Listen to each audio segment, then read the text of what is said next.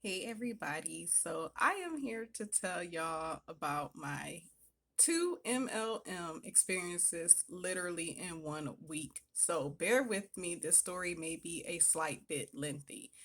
So, just a little background. I do carry my insurance license in Ohio for all four lines. Carry property, casualty, life and health license. I'm not commissioned, but let me just try to briefly discuss that. I met a man at a birth certificate office back in 2017 who started talking to me about what he does. And actually, he was an independent contractor who I truly believe are often more trustworthy than actual companies that sell life insurance, but that could depend as well. But with this specific man, I felt like what he did, because I got to see him in action later on, some years later, as far as what he revealed to me anyway of how he sold his products, because he offered more than one insurance product, which I think is very important, especially as an independent contracting company, because it gives you the ability to tailor your insurance products to a specific family. Everyone's not a one size fit all, and you don't find yourself feeling like you have to force one product on a family that you know fully well that product is not going to work for. And that's what I did like about this individual. Plus, he just put me onto the world of life insurance. So he told me a company that I could go through to get my training for free. And this may sound bad, but he said, go through them, get all of your four lines of insurance licenses, and then come back to me. Don't stay there. And he kept emphasizing that. He said, don't stay there. Come back to me. Sure enough, I did that a year later. I followed up with that, and why did it take me a whole year? I don't know, but I ended up doing that. And sure enough, I stayed with the company for a while. And when I tell you all from what I have seen, the type of products they were selling, the overpriced different type of policies, life insurance policies, to the certain demographic, which was mainly like lower middle class to lower income, it was just ridiculous. And I disagreed with it. And I did my best to research what the company had in our portfolio to see if there was anything more reasonable for the specific demographic that I was selling to, which was honestly the demographic I was from, which made it even more difficult for me to do it. Being from that demographic made me even more passionate about it and made me more empathetic, because I understood finances can be hecka tight. So with that being said, I got burnt out real quick. I got burnt out despite the manager there attempting to uh, mentor me by constantly taking me out in the field with her, like driving me in her car, taking me out in the field with her. Not that I didn't have a car. She just, did so. And she was great at what she did. But again, she stood very hard on the overpriced product. I didn't. So I left. I attempted to go to a car insurance company. I'm not gonna say which one. It was somebody that was an independent contractor or whatever, independent business of a very well known insurance company, car insurance company specifically. And I attempted to do that. I didn't like it there because I just wasn't feeling selling. I think it's called casualty insurance. I just didn't care for it, not as much as I had cared for selling life insurance. And on top of it, one thing that made me upset about my boss when it came to there is he invited us to like this really fancy soiree. And I told him I have children. I ain't got time to be going to no fancy soiree. I just started the job. And he was like, well, it is mandatory. We are a team. You have to go. I said, huh, okay, I got you. Left that.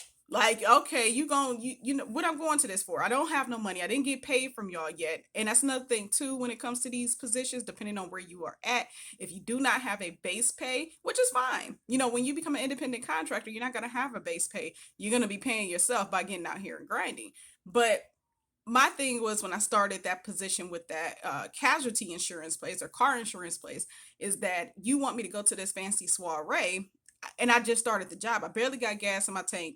My car note is like way overdue. Like, like I don't have time to be sitting up here hobnobbing with you and your people you trying to look good in front of with your team from work, because he was the owner of that specific business, that entity of that insurance company, whatever. So I left that license alone. I didn't want nothing to do with it. And I'm giving these backgrounds to just show the different settings that I have been in with my licensure.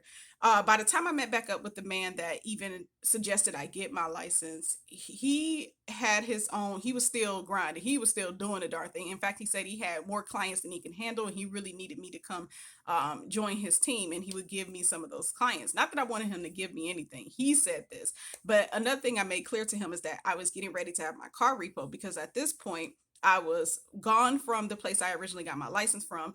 I left the place where the car insurance was being sold to now finally meeting back up with him. And he's like, I told you not to stay there in the first place. I told you to get that license and get out and get back in contact with me. So, sure enough, I ended up losing my car, and that stopped me from being able to really work with him anymore. And I ended up losing contact with him. Unfortunately, lost his number and everything. I was actually quite embarrassed about the entire situation. So that was that.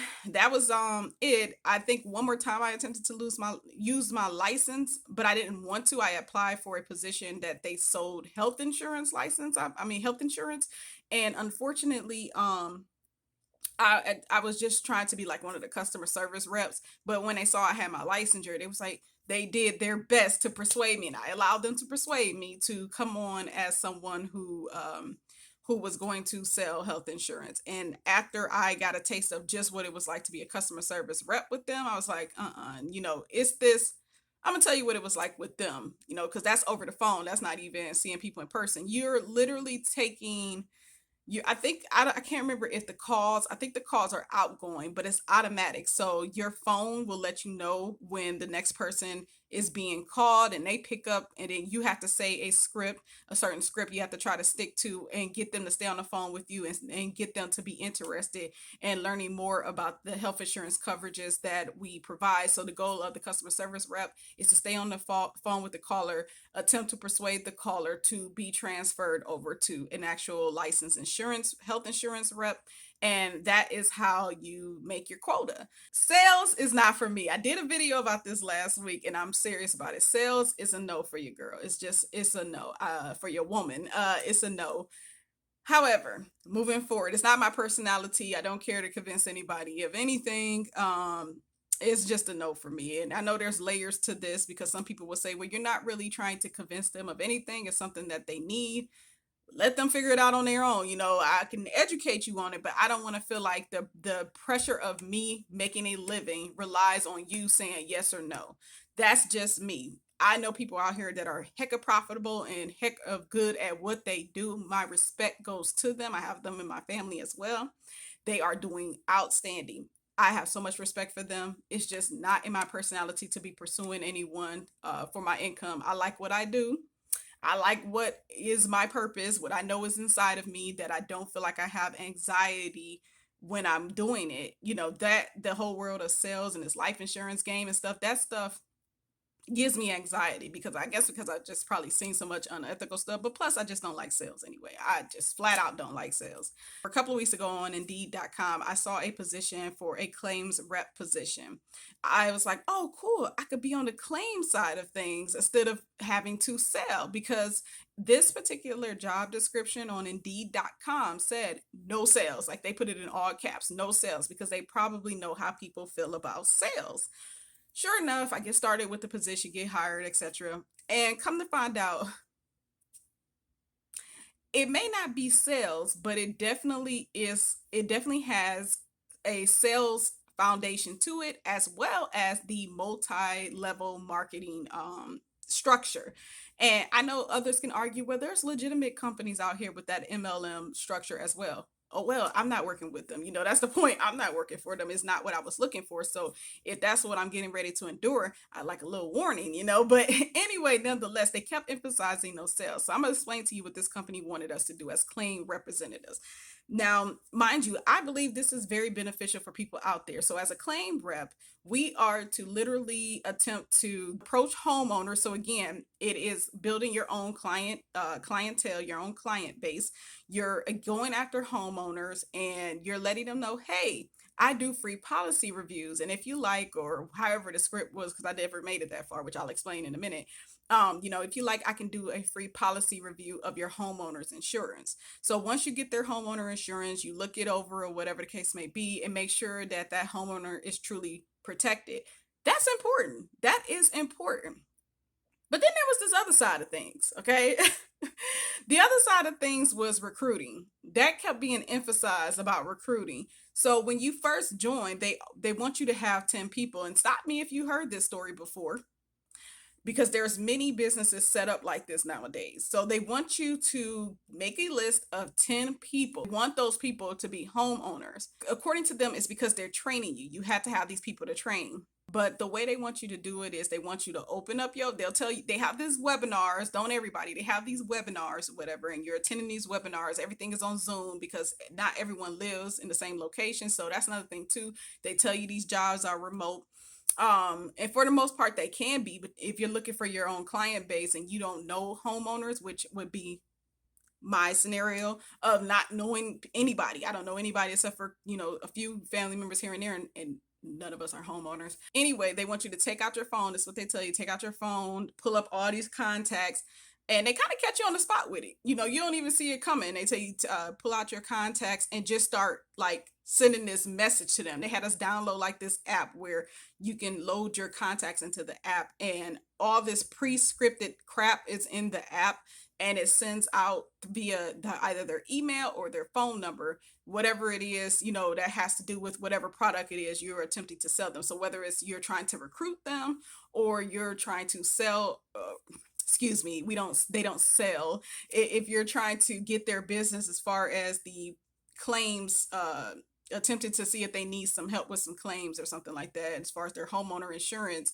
What they had us do was they told us like right on the spot in the webinar, which was unexpected, to open up that app, send our contacts to that app, and then send out to at least 10 people, hey, I want to do a policy review, etc. Whatever the automated crap said in there about doing policy reviews. I made it clear that I did not know 10 people to my recruiter. And what was weird, now mind you, this is the one for the claims rep. I have one for the other story as well. This is all in one week.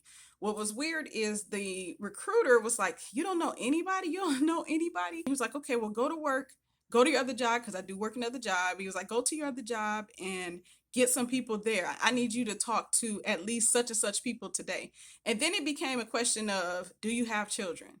Are you married? Etc. I'm like, what that got to do with anything? Like, like that's another thing I don't like. Like, don't be trying to get in my personal business so you can see how you can manipulate me to get me to do whatever it is you need me to do to make these so-called sales. Oh, excuse me, not sales or whatever. You can't tell me this isn't sales based depending on what we have to do. That is pretty much sales based. I mean, we may not be necessarily selling them anything for a commission, but we do have to sell our service in order to build clients. And again, there may be nothing wrong with this setup. It's for whoever it is for. But again, I was attempting to stay away from sales. So when I saw the ad on Indeed, it said no sales, yet it still has that same sales setup. And again, this works for people who know people, or don't mind getting out there grinding to know people. But I didn't sign up for that. I've been there, done that, did not sign up for that. So that is that experience. What happened? I don't know, because to this day, like I found myself trying to cancel the app because the app is like $1.99 the first 90 days. Then it becomes, I think, $40 a month or 99 a year. So I hurried up and canceled that app. I blocked them. I blocked the company because they have a webinar every darn day. Yet they tell you it only takes a certain amount of time throughout the day to do the job. But y'all taking up most of my life with these webinars. I got children. I'm homeschooling. Okay, I'm building my own stuff through YouTube. I got things I got going on. I got another job too. So, like, you can't be taking up every single day with these darn webinars. Like, chill, calm down. Sometimes it seemed like it was two in one day. I'm like, nah, I'm good. Let me get away from all this stuff. Mind you, I believe when my recruiter learned I didn't know anybody, and he told me, go out and find people, and he asked me about my demographics and stuff like that, and he seemed so surprised by my demographics, he stopped calling me. I haven't heard from my recruiter since, which I think makes a terrible recruiter, because if you wanted me to succeed and be on your team, you would still be following up with me. Heck, the training was slim to none as it was. It was just, hey, go find 10 people and call me when you get them 10 people so I can build my business. I ain't worried about you. I'm trying to build my business. Most of y'all is a high turnover anyway. I don't anticipate you'll be here long anyway. That's just keeping it real, but whatever. Somebody obviously is successful at this stuff. That doesn't disregard my experience. That doesn't disregard that this was not for me. But I just want to make it clear. Some people can do this kind of stuff. They don't mind doing this kind of stuff. Then there's those like that are like me, which I would say for me, I always have to listen to my intuition. If it does not sit right within me, it is telling me something. It could be just for me. It may not mean that they're unethical. It just could be that it's just not for me. And that's what I feel like was in this situation. And as far as what they're doing, it sounds legal and things like that, but my thing is with these MLM type of setups, they always leave stuff out in order to get you in the door. They leave information out. So while they said no sales, technically it still is that sales type of setup. They did not say we had to go get our own clients. They did not make that clear. Someone may go, "Oh, y'all just being lazy." Well, again, if I'm applying for a job, just like if I'm ordering something off a menu and it says what it has on there, it says what it contains. That is what I'm looking for it to contain. I'm not looking to be surprised with something I didn't order in that mug. So that is that experience.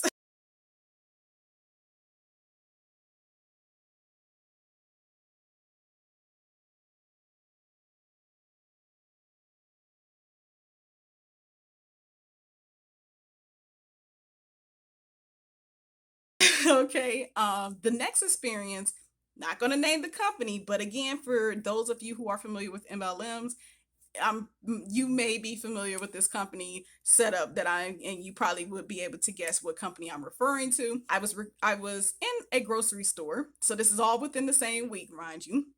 I was in a grocery store and this lady approaches me and she goes, "Hey, would you like to make some money part time? Up to from 500 to 1,800 a month, 8 to 10 hours a week."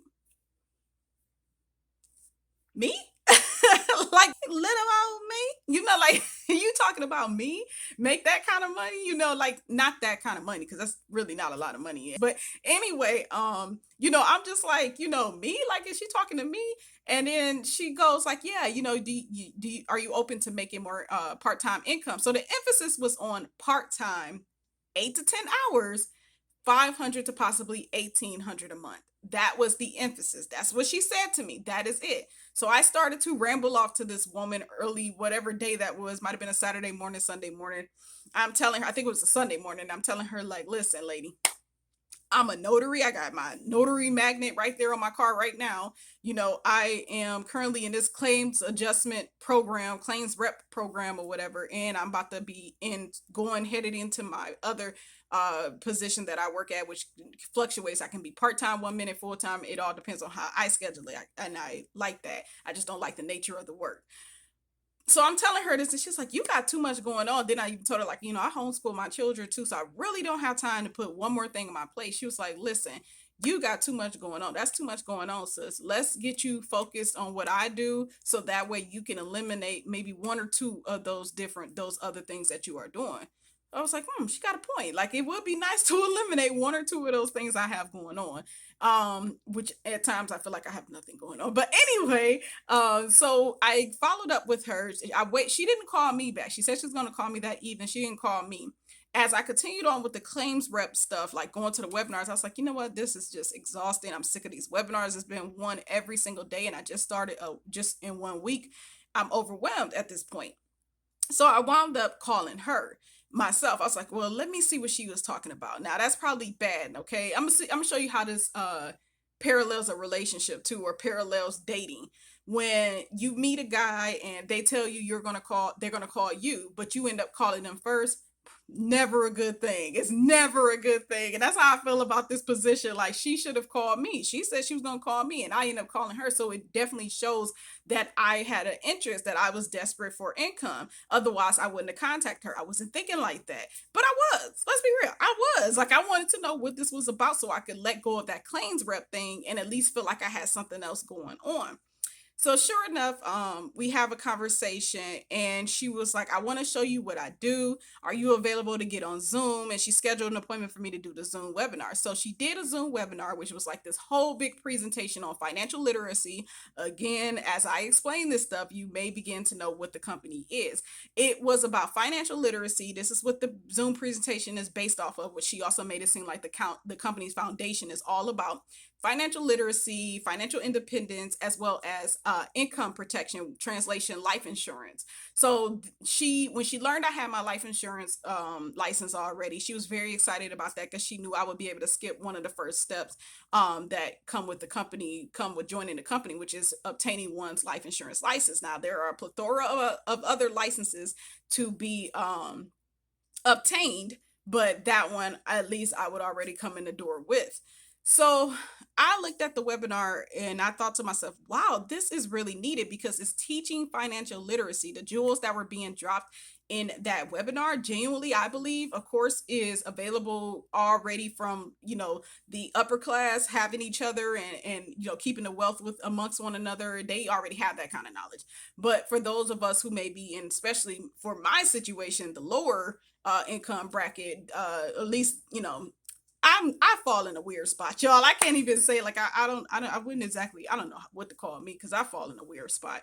I'm actually, where I live would be lower middle class and lower income mixed together, and then like just probably a street over is more higher middle class. It's a weird situation. It's hard to tell who's who. I don't even care to tell who's who. It's none of my business anyway. But when I'm watching that presentation, the point is it's a lot of information that I feel was held out on us when we were growing up and going to these schools. Definitely even college, I do not believe teaches the things that she discussed in this webinar. And I've been to many colleges. That is not a good thing, y'all. And my student loans are they're on fleek. So with that being said, when she ended this presentation, she gave me what was called my fin number, and I forget what all the stuff was, but basically she told me what I would need to put away a month to achieve my $1 million goal for retirement. Right, that's not even my goal for retirement. I'm trying to get that tomorrow. She gave me my number that I would have to put away each month. The number came out to $900 something a month. When she said it, I was like, oh cool. I know she don't expect me to do nothing right now. So how she got me, just me, I don't know what she does with her other recruits, is that she says, sis, you need to start putting away $900 something a month now because of inflation and blah, blah, blah, blah. Meanwhile, you need $60 a month for your life insurance for this 150,000 something policy. And then on top of it, it would provide me with 3 riders for my children. So she was like, you need that for that, but then you need this additional close to dang near 1,000 to put away each month. She was like, sis, if you come work with me, I can help you make 3,000 by the end of this month, and we'll start to put away for your retirement. So basically, what this just my interpretation is that she set me up with these numbers immediately. So not only she's going to get probably some kickback or whatever for recruiting me, but then she's also going to get a payment for selling me these products. Then on top of it, she's kind of trapping me. Because now I would have to pay that life insurance, which fine, I'm gonna have to pay it anyway. I have to be insured, which I had an life insurance already, but I like their policy more. It just worked for me. But then she hit me with this retirement thing, and the retirement thing would have been at $900 a month. Child, $900 a month is rent. I'm not, like, no, like, that's just a no. I guess I won't be making to that million because they would no. So what she was trying to do was trap me with the position, telling me like, hey, you come work with me and I'm gonna get you at 3,000 by the end of this month. But what she wasn't really emphasizing was that 1,000 of that would have to go into this retirement thing because that is the product she's looking to sell me in order for me to be with the company. Because she emphasized, in order to sell their products, we need to have their products, which again would make sense. If you believe that wholeheartedly in the company and what they do and their products, then you wouldn't hesitate to buy what they are selling, because why would you be out there selling and promoting something that you don't even have? But what happens when you don't believe in what they're doing? What happens when you're giving that company the side eye and you're like, yeah, I actually wouldn't buy this stuff.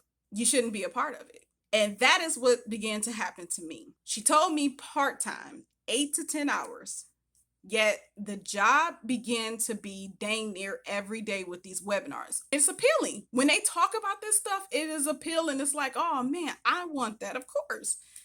But then, in the webinar, they start telling you what you got to say to people. They start telling you what it is you actually do versus when you get out here in front of people, what it is you're actually allowed to say. And again, some people may not find anything wrong with this. A lot of people are making money off of this company. A lot of people are a part of this company, believe in this company. And I've seen a lot of videos because I had to watch some videos, y'all. I was like, am I going crazy? I know better. I know my intuition, just like with a relationship. My intuition never fails me. I go with my intuition. If my intuition is telling me it's not for you, heck, who cares if these other people are happy? Who cares if these other people are successful at it? Who cares if these other people are making so-called plethora amounts of funds from the job? When I have that feeling within myself, I get away from it. I know fully well, me personally, I wasn't put here to go against what I feel in my spirit. This is a feeling I was born with. I truly believe it is spiritual. It has never failed me. I have failed it by not listening to it. So I began to have those feelings. It just didn't make sense to me that if your company is ethical and doing what they are supposed to do, then why is it that you tell us we cannot say certain things? We have to leave certain things out until we catch someone off guard in these webinars. And then suddenly it's like, bam, in your face, this is what you're looking at having to do. And I mean, we knew that you didn't know, or going into this, you didn't know what you was getting ready to be up against, but in your face, here it is. And they do that because that's how they get people in the door. For example, how she got me with the 8 to 10 hours part time, 500 to 1800 a month, possibly. That is the same thing she wanted me to do as far as going out here. So the job description, while they do sell financial products, there seemed to have been a lot of emphasis on recruiting. My recruiter was having me contact people in my contacts, and again, I had to go through the whole thing of having to inform her, like, like I did with the other recruiter, like, hey, I don't know many people. I have a very few small circle of family, and I gave her who I had as far as family members go. So mind you, we're selling products, different products, but the one I guess she wants to focus on with my training is life insurance. So I gave her the names that I had, and it became, how old are they? Well, most of them are 20s to 40s or 50s even. So she told me the demographics that we needed to be targeting, and she told me this after I got the names, mind you. She said they should be 25 to 55, making 25,000 to 55,000, and all single mothers. Now, correct me if I'm wrong.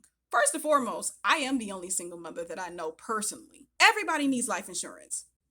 With this position, when you hear part time, 8 to 10 hours a week, you don't really realize, that it's going to be those 8 to 10 hours, I guess, are going to be broken down. And when she first approached me, I had no reason not to believe it. But then as the week continued, it became her texting me every day, calling me and asking me, can you jump on Zoom with me real quick? Did you go out there and meet some people? Don't go back in the house until you meet people. Now, first of all, ladies, something about don't go back in the house until you meet at least 3 people a day.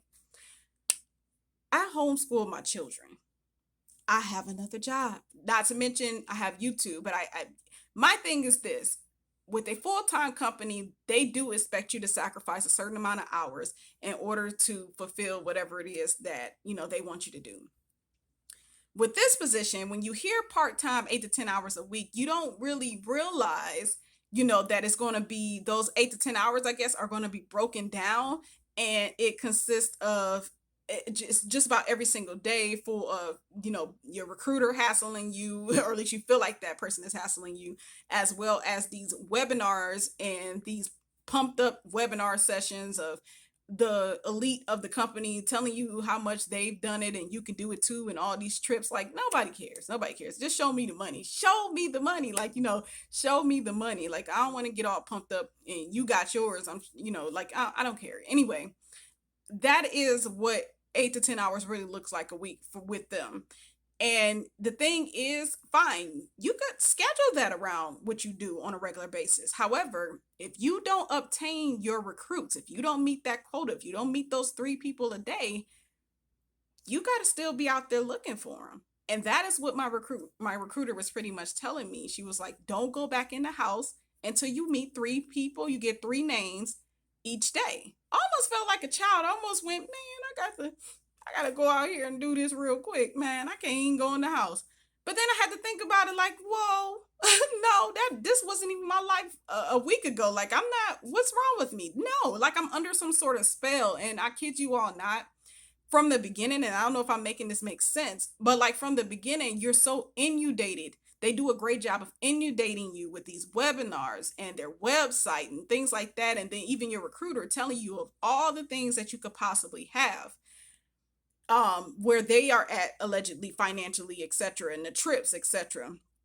You can have these things, but first you got to do these things. And so you're so caught up with that carrot being dangling in front of you that now you're under this huge pressure that you wasn't even attempting to be under, and you had no idea you were going to have to sacrifice so much time for this so-called part-time 8 to 10 hours position in order to meet the goals that they have, and one day hopefully live the life that they claim you can live.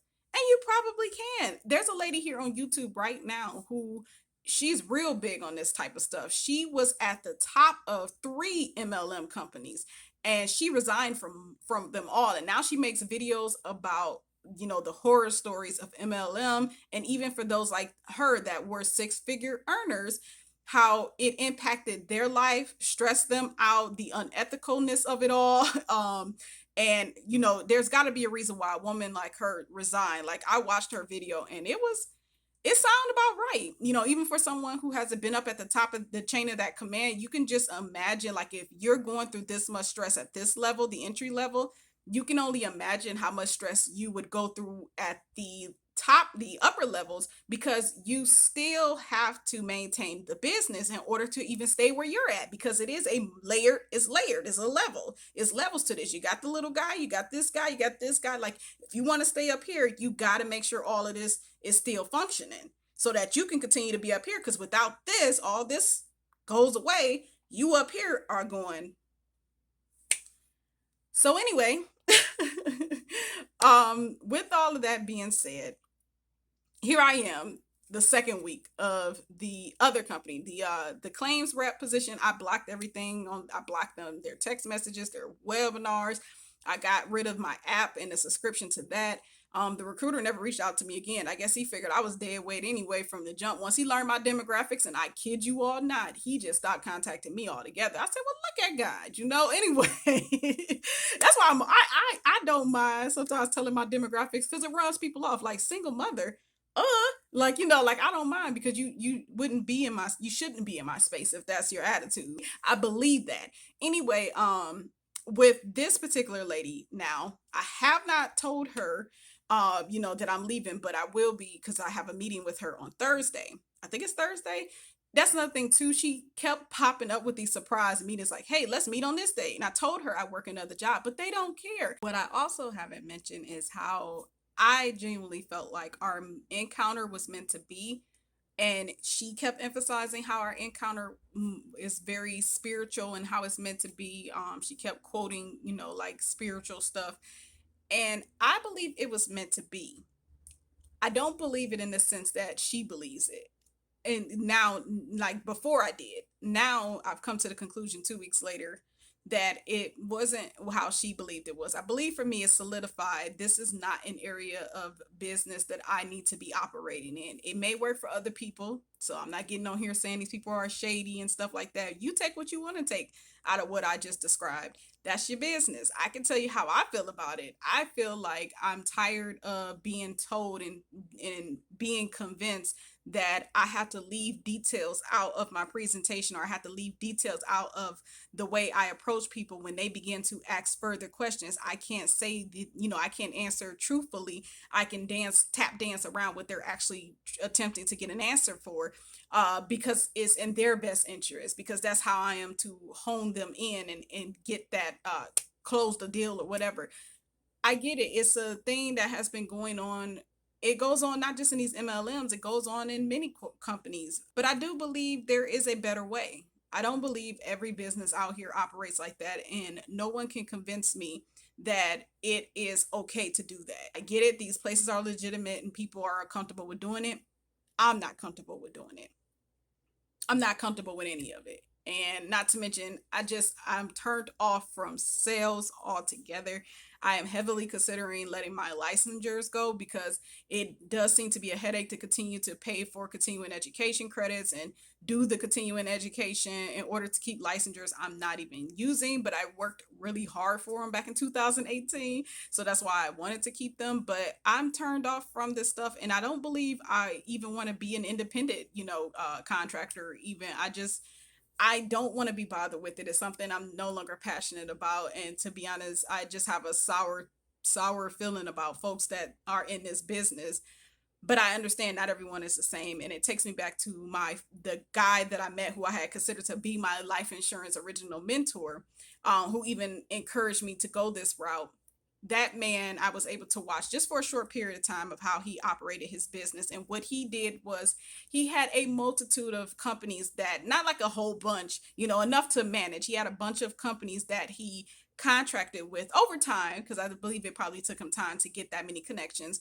But it made him have the ability to cater and tailor his products to the audience that he would approach. He wasn't limited on who he would approach. That's just how he ran his business. Didn't matter if they meet a certain age or whatever the case may be, because his products, he managed to create a portfolio of products that would be able to address other individual needs, not just one specific demographic. So that way he could cast a wider net when it came to obtaining clients. And I don't want to say his pitch, but let's just say his pitch was quite simple, y'all. And it had nothing to do with falsifying anything and or leaving out information. His pitch was so simple, and I wish I could say it, but that is his pitch, and I don't want to say it. He did share it with me under the guise that I would be working with him, but it did leave no room to say no. They say don't ask those, what are they called, those closed-ended questions or something, I don't know, whatever, where those yes and no questions. When you're out here doing this type of work, you want to stay away from those yes or no type of questions.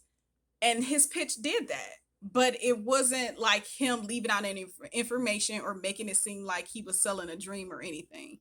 And he wasn't about recruiting. The man was making these sales on his own. He just happened to attempt to speak with me. We was talking. We was actually, I remember it's coming back to me now because this was so many, I feel like it was so many years ago, or 4 years ago, however long it's been. He was filling out his birth certificate form, and we were all in line, and I was right behind him. He was filling out his form, and he said, I can't see. I don't have my glasses. Can you look at this? And I helped him fill out the form. Then I looked up and I said, you know what? Your glasses on top of your head. And the man was just wonderful. He was a wonderful, wonderful person.